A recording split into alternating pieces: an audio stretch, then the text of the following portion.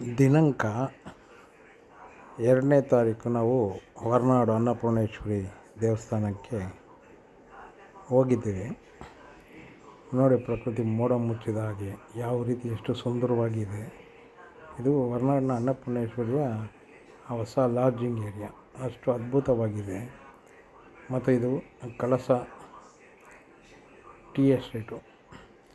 ತುಂಬ ನೋಡೋದಕ್ಕೆ ಆ ಮೋಡ ಮುಚ್ಚಿರೋದು, ಮುಸುಕು, ಹನಿ ಹನಿಯಾಗಿ ಮಳೆ ಬರ್ತಾ ಇದ್ದಿದ್ದು ಅದ್ಭುತವಾದ ಒಂದು ಜರ್ನಿಯಾಗಿತ್ತು. ಹೊರನಾಡು, ಶೃಂಗೇರಿ, ಕಳಸ ಚೆನ್ನಾಗಿ, ಜಾಸ್ತಿ ಜೋರಾಗೇನು ಮಳೆ ಬರ್ತಾ ಇರಲಿಲ್ಲ, ನೆಮ್ಮದಿಯಾಗಿ ತುಂಬ ತಂಪಾಗಿ ಇಂಪಾಗಿತ್ತು.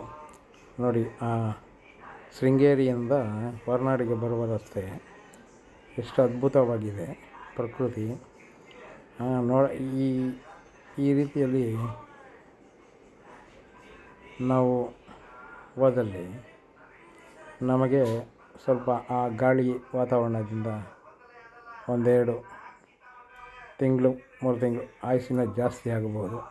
ನಮ್ಮ ಆರೋಗ್ಯವು ತುಂಬ ಅದ್ಭುತವಾಗಿರುತ್ತೆ. ಪ್ರವಾಸ ಅಂದರೆ ದೇವಾಲಯಕ್ಕೆ ಹೋಗೋದು ಬರೋದು ಅಷ್ಟೇ ಅಲ್ಲ, ಇದು ಒಂಥರ